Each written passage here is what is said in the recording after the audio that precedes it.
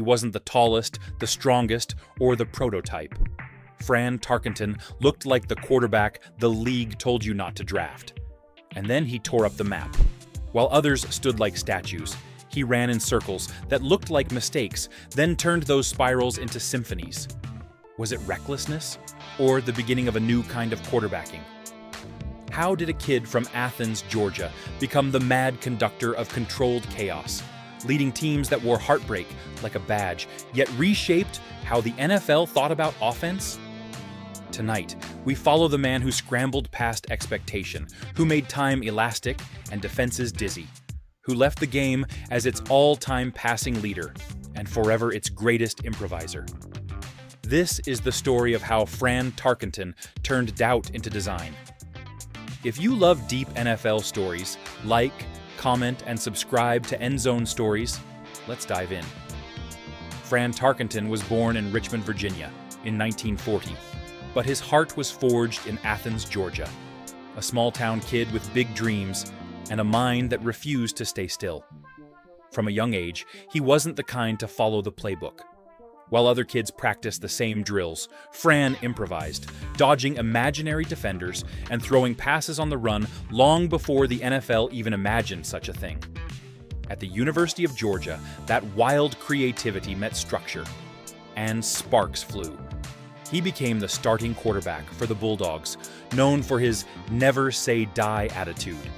He wasn't the biggest or the strongest, but he had something coaches couldn't teach: vision, nerve, and a defiant belief that no play was ever over until he said so.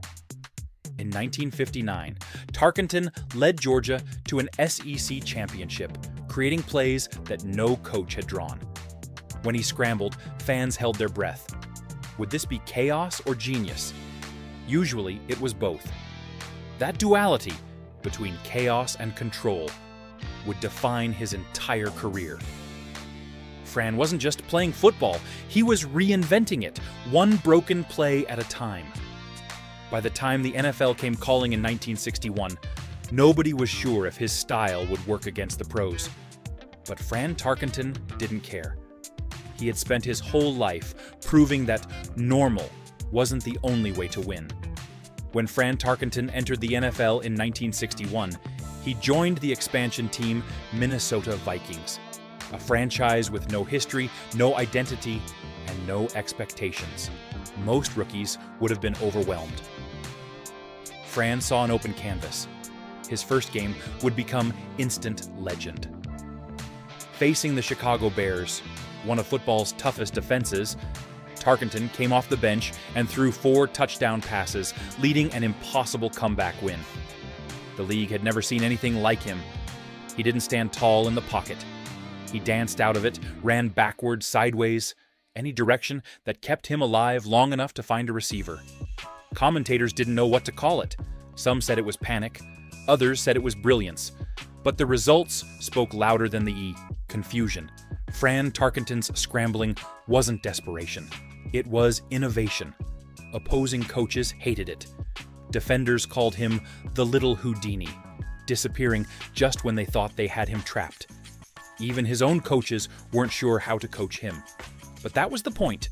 You couldn't coach instinct. In his first few seasons, Tarkenton broke nearly every rookie passing record, all while running for his life behind a shaky offensive line. He made broken plays into highlights and confusion into creativity. Minnesota fans started calling him the Mad Scrambler, a nickname that stuck for life. But behind that chaos was a precise mind, one that saw the field in fragments of opportunity, windows that opened for just a split second, and he always found them. The NFL had entered a new era, and it didn't even realize it yet. Fran Tarkenton was quietly rewriting the quarterback's job description. By 1967, the Vikings and Tarkenton were growing apart. He was the face of Minnesota football, but his freewheeling style clashed with coaches who wanted order.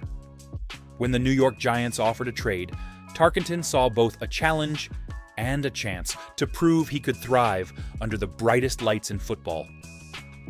New York was chaos, and Fran fit right in. The media capital of the world embraced his improvisation, his wit, and his confidence. Suddenly, he wasn't just a quarterback, he was a celebrity. He appeared on The Tonight Show, traded jokes with Johnny Carson, and became a household name far beyond the gridiron. But fame came with pressure. The Giants were struggling, and Tarkenton's brilliance couldn't always overcome a defense that leaked points like a sieve.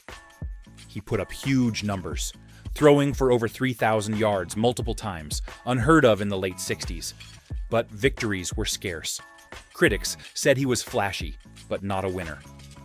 Still, Fran refused to conform. When plays collapsed, he ran, ducked, and dodged, turning chaos into highlight reels before anyone had even heard of mobile quarterbacks. He made football feel alive, unpredictable, human. Yet behind the smiles and TV appearances, Tarkenton's heart remained in Minnesota. He loved New York, but he missed the sense of building something real, a team that could win it all. After 5 years in the Big Apple, a twist of fate brought him back home. In 1972, the Vikings traded to get him back. The prodigal son was returning, older, wiser, and ready to turn near misses into history. When Fran Tarkenton returned to the Minnesota Vikings in 1972, he was no longer the wild young scrambler searching for respect. He was a battle-tested veteran who had mastered the art of improvisation.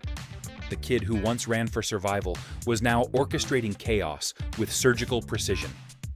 Under head coach Bud Grant, Tarkenton finally found balance. Grant's calm, disciplined leadership blended perfectly with Fran's unpredictable brilliance. Together, they built one of the most efficient and feared teams of the 1970s. With a powerful defense known as the Purple People Eaters and Tarkenton leading the offense, the Vikings became perennial contenders. In 1973, 1974, and 1976, Minnesota stormed through the NFC, reaching 3 Super Bowls in 4 years. Each time, Fran played with heart and fire, directing the offense like a maestro, dodging defenders, extending plays, and turning pressure into possibility. But destiny can be cruel. Despite their dominance, the Vikings fell short each time, losing all 3 Super Bowls. The media painted Tarkenton as the quarterback who could do everything but win the big one. It haunted him, but he never stopped believing. "You can't measure greatness by rings alone," he said. "You measure it by what you bring out of the people around you." And that's exactly what he did, elevating teammates, thrilling fans, and making football beautiful to watch. He was rewriting what leadership looked like, not with brute strength, but with creativity, courage, and conviction. By the mid-70s, Fran Tarkenton wasn't just Minnesota's hero. He was the face of a new kind of quarterbacking. The NFL was finally catching up to his imagination. By the late 1970s, Fran Tarkenton wasn't just surviving in the NFL, he was rewriting its record books.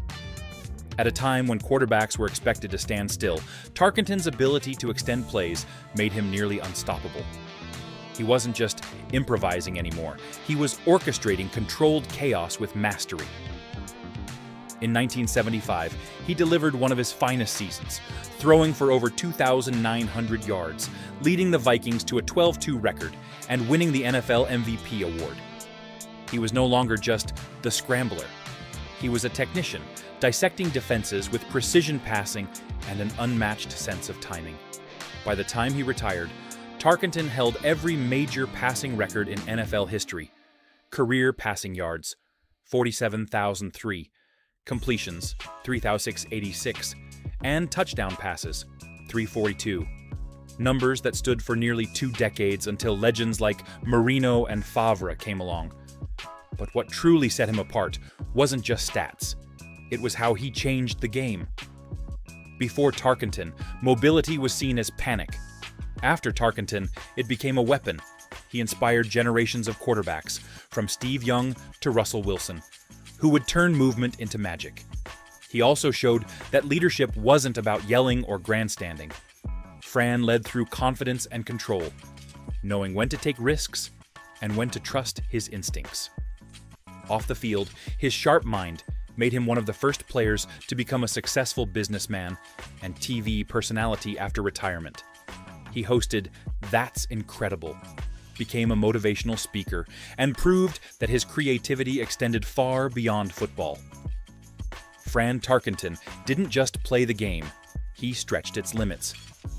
When Fran Tarkenton retired after the 1978 season, he walked away not just as a record breaker, but as a revolutionary. The league had seen gunslingers and champions before, but never anyone who made football look like jazz.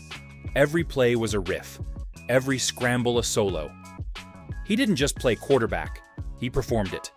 To the old school coaches, he was unpredictable. To fans, he was unforgettable. And to future generations, he was the blueprint for what a quarterback could be: creative, mobile, and fearless. Players like Brett Favre, Patrick Mahomes, and Kyler Murray all owe a piece of their DNA to the improvisation Tarkenton introduced decades earlier. His records were eventually broken, but his influence never faded. Fran's career became proof that greatness isn't just about titles, it's about transformation. He turned doubt into inspiration, losses into lessons, and mistakes into masterpieces.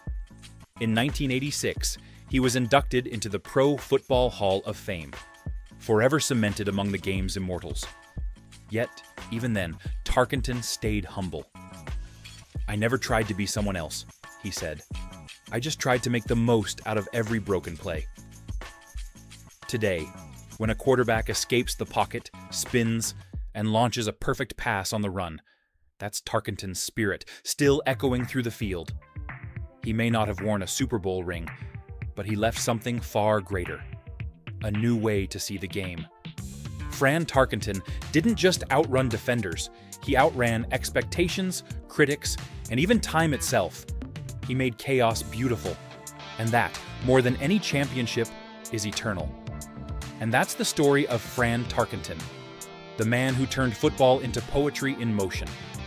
He didn't need to fit the mold because he shattered it. He didn't need to win a ring because he won something rarer: the respect of everyone who ever watched him play. From a restless kid in Georgia to the heartbeat of the Minnesota Vikings, Tarkenton proved that creativity, courage, and chaos could coexist, and even create greatness. Every scramble he made, every second he stole from defenders, was a reminder that sometimes the most beautiful plays are the ones that were never supposed to work. If you love stories like this, tales of rebels, geniuses, and game changers who redefined the NFL, don't forget to like, subscribe, and hit that bell so you won't miss our next deep dive. This is Endzone Stories, where legends never fade, they just keep running.